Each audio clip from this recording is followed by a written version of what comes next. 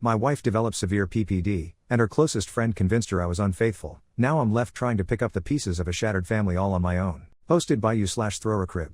I, 31M, and my wife, 29F, had a baby last December. It was a traumatic birth and my wife developed postpartum depression. While she was originally going to go back to work after the birth, she's been struggling so much that we decided to wait until our daughter was a year old, and then reassess. She has been going to therapy weekly, and since she's at home full time, I've had to work more hours. This is something we discussed prior to making this decision and she knew this from the start. A few weeks ago, my boss approached me about a project that would require a lot of overtime in a short amount of time. It would be great both financially and for my career. I talked to my wife about it and she agreed that I should say yes to my boss. For the 4 weeks I'd be working on the project, my mill and my wife's best friend, Jessie, 29F, would come help out with some of the duties that I typically do. Jessie is a stay-at-home mom with a 4-year-old and a 2-year-old.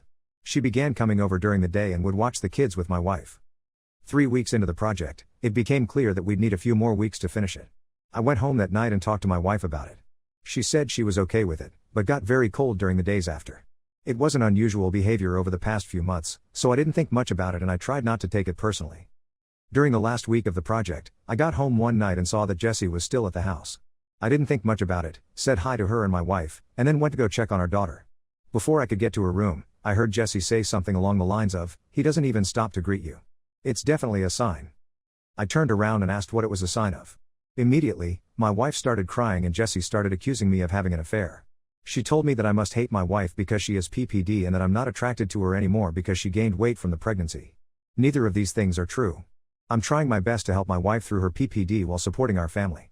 I think she looks great how she is right now, but she just hasn't wanted to have intimacy and I haven't pushed in order to respect her. Jessie demanded to see my phone. I told her no. She told me that's a sign that I'm guilty. I told my wife that I would let her see my phone if she wanted to, because she was the one who had the right, not Jessie. She nodded and something inside me broke. I guess the thought that she actually believed I was having an affair really got to me, and that she didn't trust me after everything we've been through. Well, she looked through the phone and there was no evidence. Jessie started saying that I deleted the evidence. She started screaming and woke up our daughter, so I told her to get out of the house. Eventually, she left and I went to calm our daughter down since my wife was still on the couch crying. When my daughter was asleep again, I sat down with my wife and tried to talk to her about what's been happening. She told me that she's been worried ever since I started working overtime all the time. I told her that we'd talked about how good of an opportunity it was and she agreed to letting me take on this project. She said it was very suspicious that I increased the length of the project. I told her that sometimes, that happens. She wanted more evidence, so I showed her messages and emails with timestamps from work and pay stubs showing the OT. She said she believed me and she was sorry for doubting me, it was just that Jessie had been telling her that these were all signs that I was cheating. I asked her why she believed Jessie more than me, and why she didn't come to me with her concerns. She didn't have a real answer. It's been a couple weeks and the project is over. I actually scaled back and I'm trying to work a little less than I was before the project so I can spend more time with my wife and daughter, but I feel so burnt out trying to do everything and I'm becoming resentful because in the back of my mind, I know that my wife doesn't trust me. I ask myself, what happens the next time I have a project then? If I have to run errands one day? If I have a business trip? Am I going to come back every time to accusations that I'm cheating?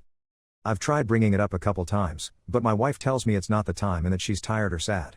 I try to be mindful of her feelings, but I wonder if that means that I can never have any of my own. I'm not sure what to do here. Any advice for how I can move forward? Update 1. The night of my last post, I approached my wife and told her that I was going to find a therapist. I didn't connect it to her accusations or anything. I just said that I was having a tough time and needed therapy. She shrugged and told me to do whatever I wanted. The next day, I got home from work to find that our room and my home office were ripped apart. Things were everywhere. Important papers were scattered. I don't see her but our daughter's in her room crying. My wife left her alone and her cell phone's off. I call my in-laws and a few friends, but no one's seen her. I start to get worried, so I call my mom to see if she can babysit while I go out and look for my wife.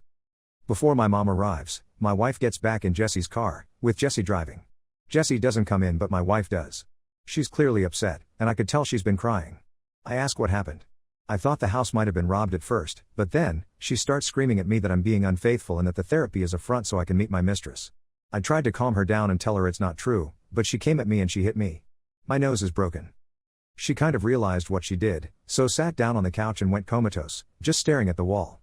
I went into my daughter's room and locked the door, called my mom to tell her what happened and to continue her drive to our house, and called my mill to ask her to come over and take care of my wife. I packed a bag for my daughter and when my mom arrived, we left. My wife didn't even look up. We dropped my daughter off with my dad and then went to urgent care for my nose. I even got blood all over my mom's new Subaru. My daughter and I are staying with my parents for a while and my wife's staying with hers. I am looking into getting a restraining order against Jessie, since she started all this mess. My wife and I are separating. I love her, but I won't live with someone who hurts me, and who could potentially hurt our daughter. I am not going forward with a divorce yet, with the hopes that my wife will get the treatment she needs and we can work things out. My in-laws told me that they're looking at inpatient treatment at a local hospital. Booty also have everything well documented in case of an eventual custody battle.